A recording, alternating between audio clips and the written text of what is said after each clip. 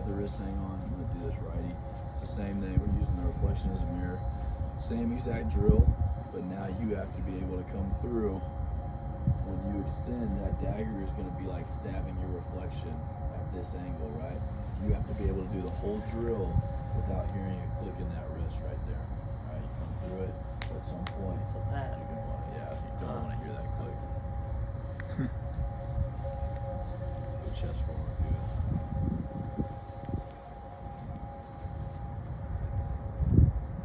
Better, not bad. Now, one thing to note too is we go to your home base position.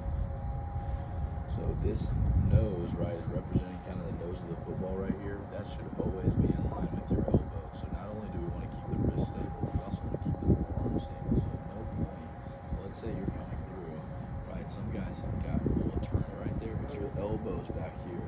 So this again goes back to us building pressure, right? It stays in line, and as the scap brings the elbow through, that will bring the nose through right there. But don't do that separately, because now you kind of let slack out, you kind of create slack, right? So good. You can see that when you do that, you start to have to use this more because that's the only way to get that nose. Yeah.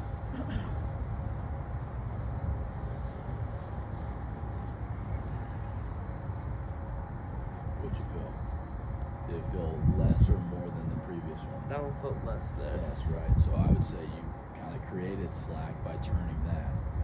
Yeah, just leave that back, leave that back, leave that back. And then right as that elbow comes through, that nose will come through with it. All right.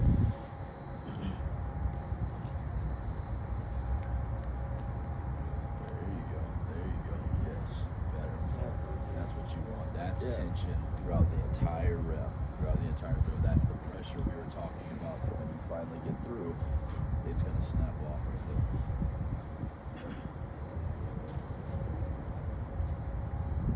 Good. Yeah, that back side's looking a lot better. Let me see that front side. So do that one more time. I want to see that front arm go.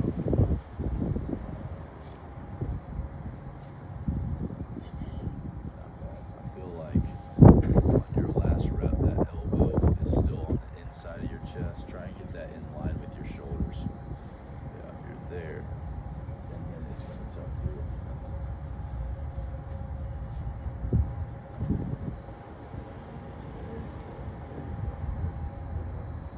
The last two just like that. That was good. This is a great one for you.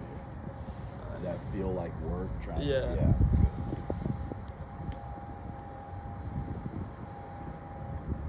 Nice. Good. Not bad. Yeah, I'm good on that one. Go ahead and set the dagger down. I'm going to do the exact same thing. I'm just going to use this instead. So now this weight is going to kind of take you back through that. Like the weight is going to kind of let you get into that position a little bit. Your job is to keep that wrist stable. It's giving you something to get your hand kind of behind the ball right there. But it'll kind of help you get into some of the shapes that we want. Front elbow in line with the shoulder. Very good. Not bad. There.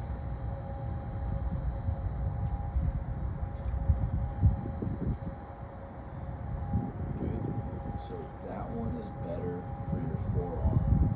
Like it'll show you if you're trying to get too soon. So try and find that there. But this one is really good, kind of giving you weight that can break your wrist, right? Not break your wrist, but break that.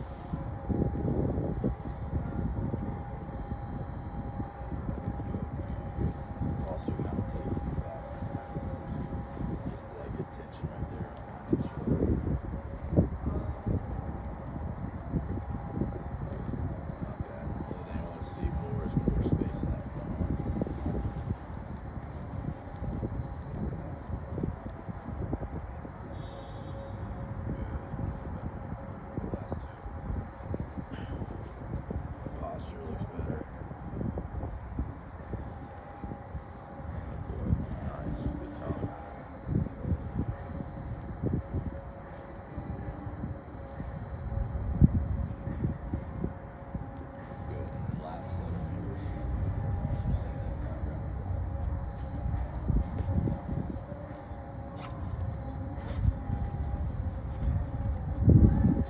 just like the dagger, as you come through, remember you should be stabbing your reflection kind of down and in, right? Be really extended on that. Good posture.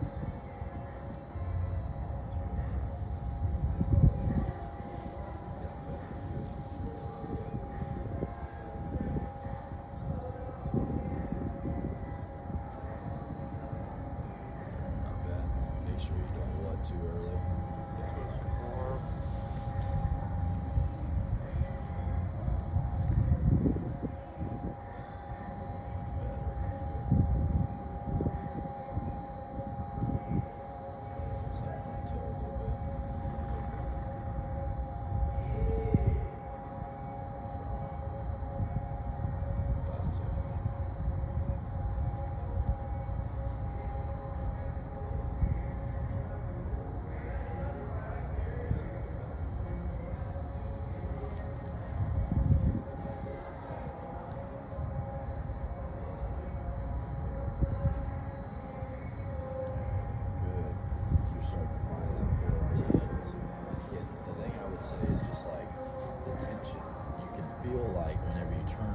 It's almost like when a teacher was trying to like make you stretch a certain way, and like you kind of would find ways to make it easier and stuff, and then they'd correct you, and it was like, oh, like that's the same thing. It's like you bail yourself out when you turn. Now it's more comfortable because you've created slack, but in reality, like you want that tension the whole time. So that would be the thing that when you're by yourself, that's what you're feeling for, right? Did I keep tension? One of the ways that we lose it sometimes is by just turning that a little bit too soon. Hey, so you can't do the mirror drill too much, right? That's what's going to kind of connect. You can see yourself, you can feel it in your body right there. You're going at a pace that you're able to kind of control it and just do it, precise. So that would be a big one. Stuff like that is obviously going to be a big help and everything on that too. You can take that off for right now. Take that from you. We'll use it here in a second. All right, so now getting into,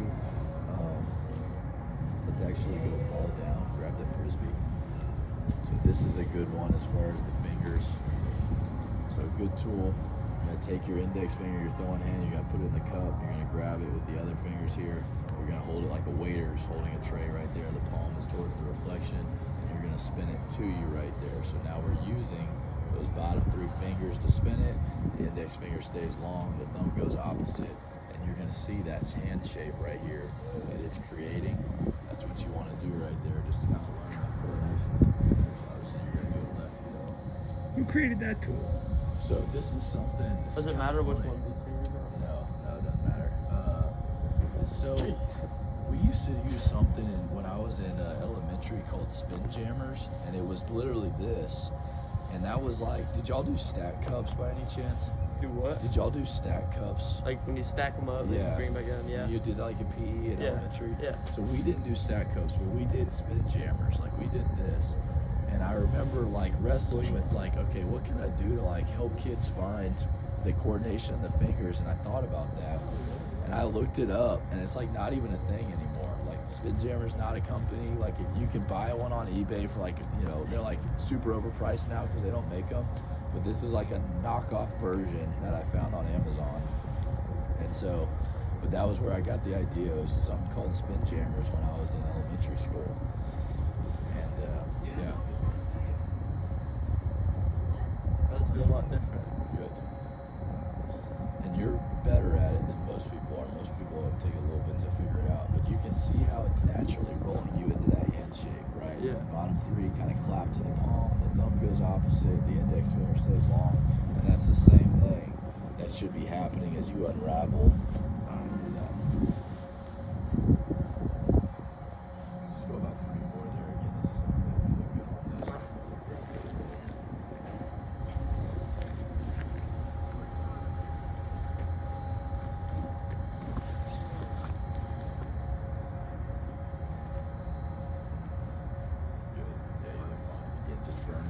Shape into your brain. So now we're going to start to get into some of our underhand stuff. So again, this is going to help you bridge that gap, learn how it feels off your hands. But take your wrist, so get your grip, take your wrist, put it below your waist, and now you're just working wrist curls, keeping that elbow extended, and trying to find that good spin. Okay. should be getting the same shape that you're getting here. Should be the same shape you're getting to here. So keep that index finger long. Learn how to spin that there.